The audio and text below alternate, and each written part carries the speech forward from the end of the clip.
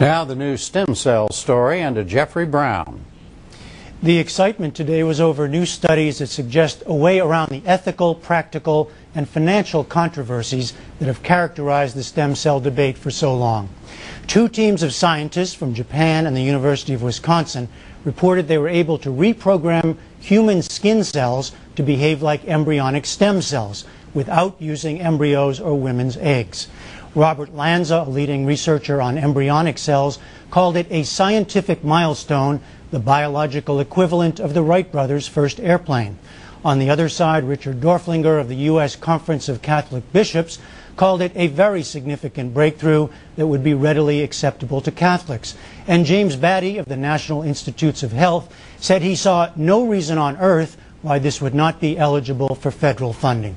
To help explain this, we turn to Kenneth Miller, a cell biologist and professor at Brown University. He also serves as an advisor to the NewsHour's science unit. Well, Ken, let's start with the science here. What does it actually mean to reprogram cells? Well, what it means to reprogram cells builds upon essentially a trick. And it's a trick that our own reproductive cells pull off when a sperm and egg unite to form an embryo.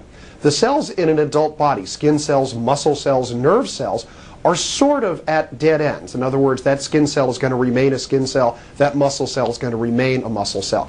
But our reproductive cells have the ability to go back to stage one, form a single-celled embryo, and then grow into every one of the tissues and cells in the body.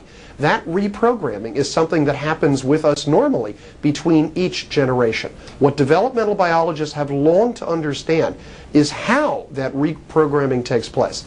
And what this development means today is that we are a little bit closer to understanding how to switch on the reprogramming, take one of our adult cells, trick it into thinking it's part of an embryo, and hopefully get that cell to develop into cells that we really need to repair or to heal the body. And this work came out of studies that were done on mice, right? We talked about it on the program when that was done.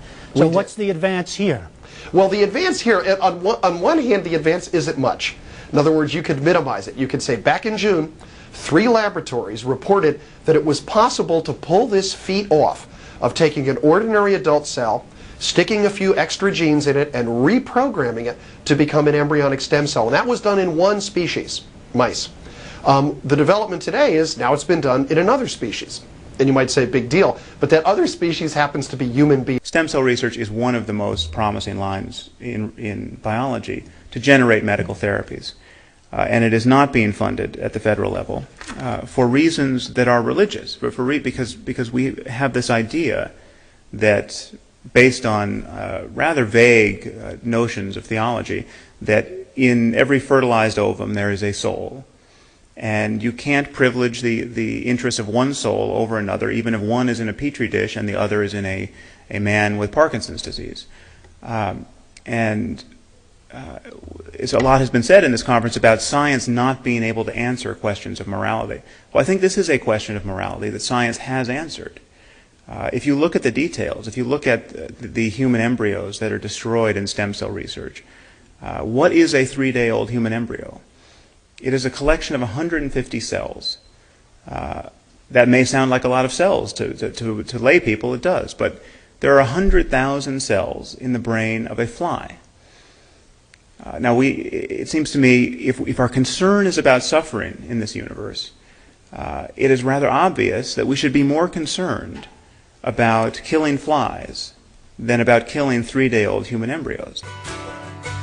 And I'd give up forever to touch you, 'cause I know that you feel me somehow.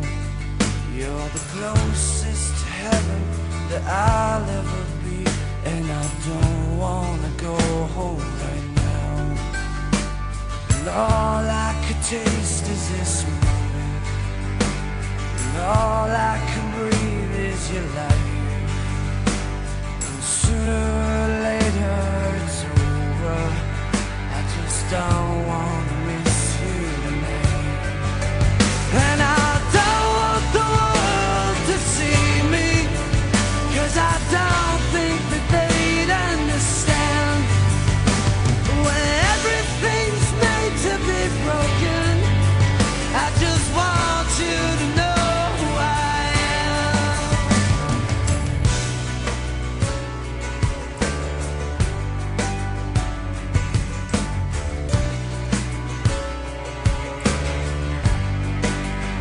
And you can't fight the tears that ain't coming, all the moment of truth in your lies. When everything feels like the movies, yeah, you bleed just to know you're alive. And I don't want the world to see me, 'cause I don't think they'd understand. When everything's made to be broken, I just want you to know who I am.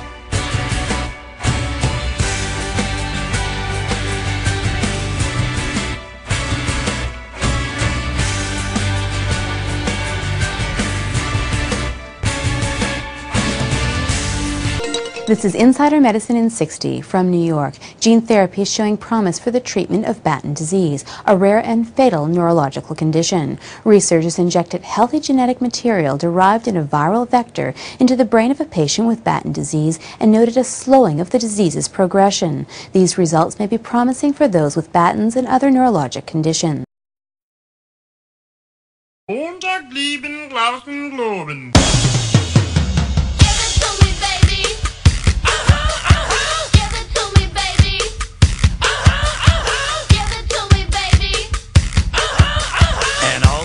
Say I'm pretty fly for a white guy. Today we're going to learn about gene therapy. What's gene therapy? That's a good question, Freddie. Gene therapy is when they insert genes into your cells to cure diseases caused by mutations in your alleles. What's an allele? An allele is one member of a pair or a series of different forms of a gene. These mutant alleles are replaced with functional ones, which is like therapy. Hence, this technique is called gene therapy. But who was wise and wresting the wisdom for this marvelous, miraculous miracle of science? Oh ho ho! Good question, my young Freddie. It was actually several people who first attempted this back in the good old days of 1990. September 14th to be exact, my young sir. W. French Anderson led this procedure with his colleagues R. Michael Blaze, C. Boyzid, and Kenneth Culver. Boy howdy, they must be important. But how does this affect us today? What else is going on in the world of gene therapy? Well, presently they are using this fabulous method to treat retinal diseases. What diseases are the eye? Well, I think you bent that rude interjection, but also they are using it to treat sickle cell anemia. Gee willikers, what will the future have in store? The possibilities are possibly proverbially perpetual. What Ben is trying to say is, who knows? But what do people think about this whole topic? Are there any ethical problems with this? Well, let's ask our good friend Georgia the walrus. Well, some people think you shouldn't play God, and this is a very big deal for them, as you can well imagine. Egads! Also, several people have died from this procedure, because it can be quite dangerous. Why, thank you, my favorite walrus. You're a very kind person.